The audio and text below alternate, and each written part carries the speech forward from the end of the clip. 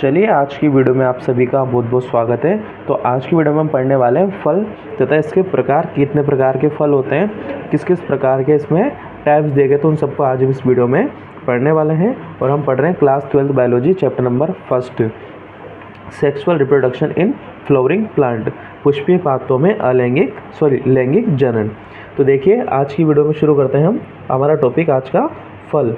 देखिए फल क्या होता है कि अंडाशय परिपक्व होकर फल का निर्माण करता है। किससे निर्माण होता है फल का? अंडाशय से। भाई अंडाशय परिपक्व होकर मतलब कि पूर्ण होकर फल का निर्माण करता है। बीजांड से बीज व अंडाशय से फल में रूपांतरण साथ साथ होता है। भाई बीजांड से किसका निर्माण होता है? अपने बीज का निर्माण होता है और अंडाशय से फल का होता है। और इन दोनों का निर्माण बिल्कुल साथ साथ चलता रहता है। इधर अंडाशय का भी विकास होता रहता है और बीजांड का भी विकास होता रहता है। मतलब ये दोनों प्रक्रियाएं एक साथ चलती है। में रूपांतरण साथ साथ होता है। अंडाशय का आवरण आगे फल भित्ति का निर्माण करता है और अंडाशय का आवरण आगे क्या करता है? फल भित्ति का निर्माण करेगा। मतलब फल के चारों ओर जो लेयर आएगी वो फल भित्ति कहलाती है, का निर्माण करता है, जो निम्न स्तरों की बनी होती है। जो क्या है? निम्न स्तर या लेयर की बनी होती है। देखते हैं, देखिए पहला है आपके बाह्य फल भित्ति एपिकार्प, मध्य फल भित्ति मेसोकार्प, आंतरिक फल भित्ति एंडोकार्प। ठीक है कि भाई अपन ने पढ़ा कि अंडाशय का आवरण आगे फल भित्ति का निर्माण करता है जो कि निम्न स्तरों की होती है। तो ये इसके स्तरों के तीन। पहला है बाह्य फल भित्ति जिसको अपन एपिकार्प इंग्लिश में बोलते हैं, मध्य फल भित्ति जिसको मेसोकार्प बोलते हैं और आंतरिक फल भित्ति होती है एंडोकार्प। ठीक है, एक फल में बीजों की संख्या उनके अंडाशय में उपस्थित बीजांडों की संख्या के बराबर होती है। एक फल में बीजों की संख्या उसके अंडाशय में उपस्थित बीजांडों की संख्या के बराबर होती है। मतलब सीधा सा कहने का मतलब ये है, अगर किसी फल के अंदर अंडाशय में अगर 2 बीजांड है तो वहाँ पे 2 बीज का निर्माण होगा, अगर 3 है तो 3 बीज का निर्माण होगा, अगर 1 है तो 1 बीज का यहाँ पे निर्माण होगा। ठीक है कि भाई एक फल में बीजों की संख्या उसके अंडाशय में उपस्थित बीजांडों की संख्या के बराबर होती है। जितने बीजांड रहेंगे उतने ही यहाँ पे बीजों की संख्या रहेगी। ठीक है, अब देखते हैं अपन फलों के प्रकार। फल निम्न प्रकार के होते हैं। पहला है इसमें सत्य या वास्तविक फल। तो ऐसे फल जिनके निर्माण में केवल अंडाशय भाग लेता है सत्य या वास्तविक फल कहलाते हैं। ऐसे फल जिनके निर्माण में केवल अंडाशय ही भाग लेता है सत्य फल या वास्तविक फल कहलाते हैं। एग्जाम्पल इसमें आम व अमरूद। ठीक है, फलों के प्रकार में सबसे पहला अपन ने पढ़ा सत्य या वास्तविक फल। तो ऐसे फल जिनके निर्माण में केवल अंडाशय भाग लेता है सत्य या वास्तविक फल कहलाते हैं। एग्जाम्पल हो जाएगा इसका आम व अमरूद। अगला है आपके असत्य या आभासी फल। ऐसे फल जिनके निर्माण में अंडाशय के साथ साथ पुष्प के अन्य भाग भी भाग लेते हैं असत्य फल या आभासी फल कहलाते हैं। ऐसे फल जिनके निर्माण में अंडाशय के साथ साथ पुष्प के अन्य भाग भी भाग लेते हैं असत्य या आभासी फल कहलाते हैं। एग्जाम्पल हो जाएगा इसका सेब व नाशपाती। तो ये थे फलों के प्रकार में आपके सत्य व असत्य फल। अगला फल का है आपके अनिषेक फल। ऐसे फल जिनमें बिना निषेचन के ही अंडाशय सीधा फल में परिवर्तित हो जाता है अनिषेक फल कहलाता है। ऐसे फल जिनमें बिना निषेचन के ही अंडाशय सीधा फल में परिवर्तित हो जाता है अनिषेक फल कहलाता है तथा यह घटना अनिषेक फलन कहलाती है। ऐसे फल जिनमें बिना निषेचन के ही अंडाशय सीधा फल में परिवर्तित हो जाता है अनिषेक फल कहलाता है। ठीक है कि भाई यहाँ पे क्या है, बिना निषेचन की क्रिया नहीं होगी और अंडाशय सीधा किस में चेंज हो जाता है? फल में परिवर्तित हो जाता है, ये अनिषेक फल कहलाता है तथा इस घटना को अपन बोलते हैं अनिषेक फलन। एग्जाम्पल इसमें केला व अंगूर। ये देखिए ये वाला भाग है आपका पुष्पासन, ये आपके बीज, अंतफल भित्ति, ये मध्य फल भित्ति, सेब व स्ट्रॉबेरी के आभासी फल। इस प्रकार के डायग्राम आपको यहाँ पे एग्जाम्पल में शो करने हैं। देखते हैं आगे।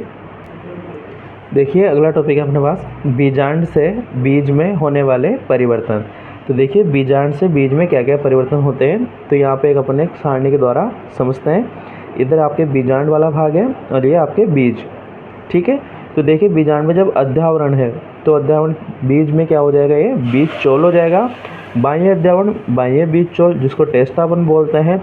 अंत अध्यावरण ये आंतरिक बीज चोल जिसको टेगमेन कहा जाता है। बीजांड का प्राय समाप्त हो जाता है, लेकिन कुछ बीजों में परिभ्रूण कोश के रूप में पाता है। अगला बीजांड द्वार, ये भी इसमें बीजांड द्वार होता है। बीजांड व्रंत, इसमें बीज व्रंत हो जाए, ठीक है। बीजांड द्वार, यहाँ पे बीजांड द्वार, और यहाँ पे बीजांड व्रंत किसमें चेंज होता है, यहाँ पे बीज व्रंत में। अंड कोशिका यहाँ पे भ्रूण में परिवर्तित होती है।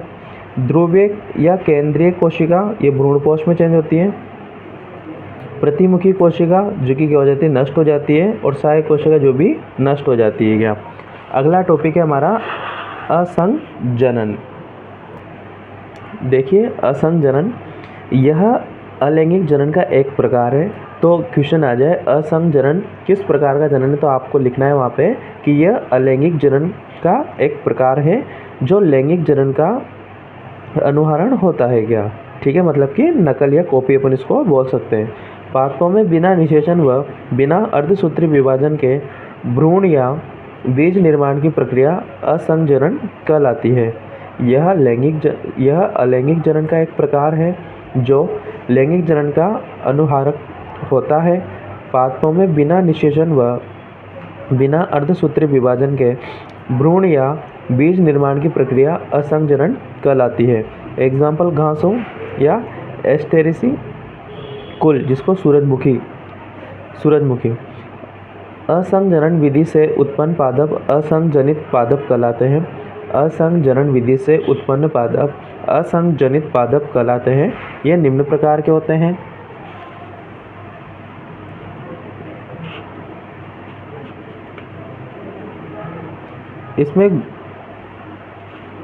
इसमें गुरु बीजाणु मात्र कोशिका सीधे ही बिना अर्धसूत्री विभाजन के भ्रूण कोश का निर्माण करती है। इसमें गुरु बीजाणु मात्र कोशिका सीधे ही बिना अर्धसूत्री विभाजन के भ्रूण कोश का निर्माण करती है। यह भ्रूण कोश द्विगुणित होता है, ठीक है। ये क्या होता है, द्विगुणित होता है, और इसकी द्विगुणित अंड कोशिका से बिना निषेचन के भ्रूण का निर्माण हो जाता है। इसे द्विबीजाणुकता या द्विगुणन बीजाणुकता भी कहते हैं। क्या अगला है, इसमें भ्रूण का विकास बीजांड की कोई भी द्विगुणित कोशिका भ्रूण कोश के अतिरिक्त, जैसे कि बीजांडकाय अथवा अध्यावरण की कोशिकाओं से सीधे ही होता है। यह द्विगुणित कोशिका युग्मनज की भांति व्यवहार करती है और सीधा भ्रूण का निर्माण करती है। इसमें भ्रूण का विकास बीजांड की कोई भी द्विगुणित कोशिका या भ्रूण कोश के अतिरिक्त, ठीक है, भ्रूण कोश को छोड़कर, जैसे कि बीजांडकाय अथवा अध्यावरण की कोशिकाओं से सीधे ही होता है। यह द्विगुणित कोशिका युग्मनज की भांति क्या करती है, व्यवहार करती है और सीधा भ्रूण का निर्माण करती है। अगला है बहुभ्रूणता। एक बीज के अंदर एक से अधिक भ्रूणों का पाया जाना बहुभ्रूणता कहलाता है। बहुभ्रूणता अधिकांशतः अनावृत बीजी पादपों में पाई जाती है और कुछ एंजियोस्पर्म आवृत बीजी पादपों जैसे कि नींबू, संतरा, तंबाकू आदि में भी बहुभ्रूणता क्या होती है, पाई जाती है। पादपों में बहुभ्रूणता प्राक भ्रूण में विदलन व अपस्थानिक भ्रूणता के कारण उत्पन्न होती है। पादपों में बहुभ्रूणता प्राक भ्रूण में विदलन व अपस्थानिक भ्रूणता के कारण उत्पन्न होती है। तो ये स्टार पॉइंट है आपका भी, पादपों में बहुभ्रूणता किसके द्वारा उत्पन्न होती है, तो प्राक भ्रूण में विदलन व अपस्थानिक भ्रूणता के कारण ये क्या होती है, इसमें उत्पन्न होती है। अगला टॉपिक है अपने पास संकर बीज उत्पादन में असंजनन का उपयोग। तो किसानों के द्वारा खाद्य एवं शाकीय फसलों के उत्पादन के लिए संकर बीजों का प्रयोग किया जाता है। किसानों के द्वारा खाद्य एवं शाकीय फसलों के उत्पादन के लिए संकर बीजों का प्रयोग किया जाता है, क्योंकि संकर बीजों में फसलों की उत्पादकता बढ़ती है। क्योंकि क्या होता है, संकर बीजों में फसलों की उत्पादकता बढ़ती है, परंतु संकर बीजों का उत्पादन बहुत महंगा है। ठीक है। परंतु संकर बीजों का उत्पादन क्या होता है, बहुत ज़्यादा महंगा होता है। अतः किसान के लिए प्रतिवर्ष नए संकर बीजों को खरीदना क्या होता है, महंगा पड़ता है। अतः किसान के लिए प्रतिवर्ष नए संकर बीजों को खरीदना महंगा पड़ता है। अगली फसल के लिए अगर इन संकरों के असंगजनित बना लिया जाए तो अगली फसल के लिए अगर इन संकरों के असंगजनित बना लिया जाए तो संकर की संतति में लक्षणों का पृथक्करण नहीं होगा, क्योंकि असंगजनित का निर्माण बिना निषेचन के होता है। ठीक है, कि निर्माण किसके द्वारा होता है, बिना निषेचन के होता है। इस प्रकार किसान संकर बीजों से साल दर साल नई फसल उगाने में सक्षम हो जाएगा। क्या हो जाएगा, किसान संकर बीजों से साल दर साल नई फसल उगाने के लिए सक्षम हो जाएगा और उसे प्रतिवर्ष नए संकर बीज लेने की आवश्यकता नहीं रहेगी। पेपावर व हिबिस्कस गुड़हल, पेपेवर व हिबिस्कस गुड़हल में बहुअंडपी व युक्तांडपी जायंग पाया जाता है। ठीक है, बहुअंडपी व युक्तांडपी जायंग पाया जाता है। बहुअंडपी वियुक्तांडपी जायंग गुलाब, कमल व चंपा या माइचेलिया में पाया जाता है। बहुअंडपी वियुक्तांडपी जायंग गुलाब में, कमल में, चंपा, माइचेलिया में पाया जाता है। और पेपेवर हिबिस्कस में, गुड़हल में क्या होता है, बहुअंडपी व युक्तांडपी जायंग पाया जाता है। और इसमें बहुअंडपी वियुक्तांडपी जायंग गुलाब, कमल और चंपा या माइचेलिया में पाया जाता है। ठीक है, अगला टॉपिक है अपने पास पराग अंकुरण की प्रायोगिक घटना। तो एक कांच की स्लाइड पर जल शर्करा घोल की एक बूंद पर मटर, एक कांच की स्लाइड पर जल शर्करा घोल की एक बूंद पर मटर, चना, सदाबहार के पुष्पों से परागकण प्राप्त करने के पश्चात पराग जनन या पराग अंकुरण का अध्ययन आसानी से कर सकते हैं। कांच की स्लाइड पर पराग कणों को रखने के 15 से 30 मिनट के बाद, ठीक है, पराग कणों को रखने के 15 से 30 मिनट के बाद स्लाइड को कम शक्ति के लेंस वाले सूक्ष्मदर्शी यंत्र पर रखकर अवलोकित किया जाता है और बहुत संभव है कि आप पराग कणों से निकलती हुई पराग नलिकाओं को देख पाते हैं। निम्न पादप समूह जैसे कि शैवाल, ब्रायोफाइटा, टेरिडोफाइटा आदि के नर युग्मकों के परिवहन का साधन जल होता है। ब्रायोफाइटा तथा टेरिडोफाइटा का विस्तार इसलिए सीमित है क्योंकि नर युग्मकों के परिवहन एवं निषेचन हेतु जल की आवश्यकता होती है। निम्न पादप समूह जैसे कि शैवाल, ब्रायोफाइटा, टेरिडोफाइटा आदि के नर युग्मकों के परिवहन का साधन जल होता है।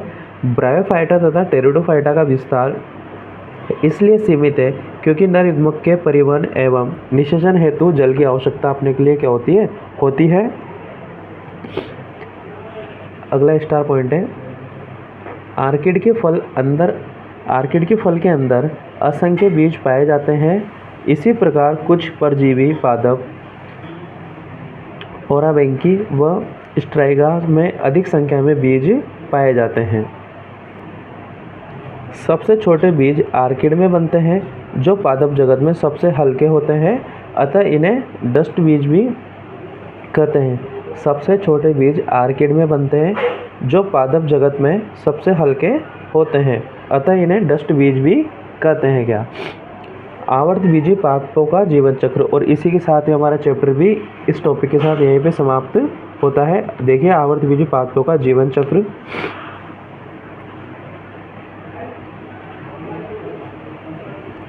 ये आपका पुष्प है, ठीक है, आवर्त बीजी पादप पुष्प पुंकेसर व स्त्रीकेसर, ये लघु बीजाणुपर्ण और ये गुरु बीजाणुपर्ण।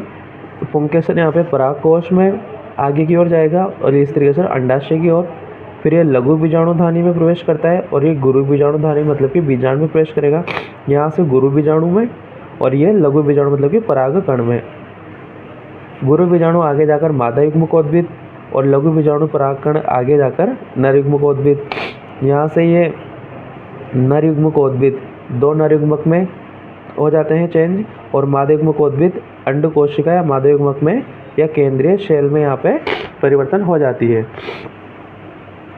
दो नर युग्मक आपस में संलयित होकर ये यहाँ से दो नर युग्मक नरयुग्मक चले जाएंगे और यहाँ से केंद्रीय कोशिका चली जाएगी, तो इनके बीच में होगा त्रिसंलयन।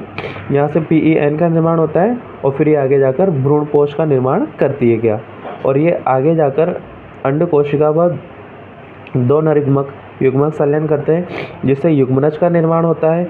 फिर वो आगे जाकर भ्रूण में परिवर्तित होता है, फिर भ्रूण से बीज और बीज का अंकुरण होता है और वापस ये चक्र चलता रहता है इसी प्रकार से। तो ये था आवर्त बीजीय पादपों का जीवन चक्र।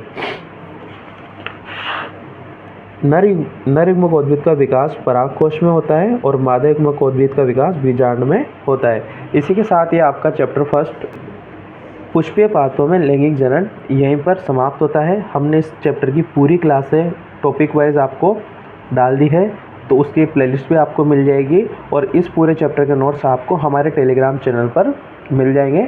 टेलीग्राम चैनल का लिंक हमारे चैनल के डिस्क्रिप्शन में आपको दिया गया है, तो वहाँ जाके आप उसको लिंक को ओपन करके उस चैनल को भी ज्वाइन कर लीजिए, ताकि आपको सभी क्लासों की PDF वहाँ पे अवेलेबल हो जाए।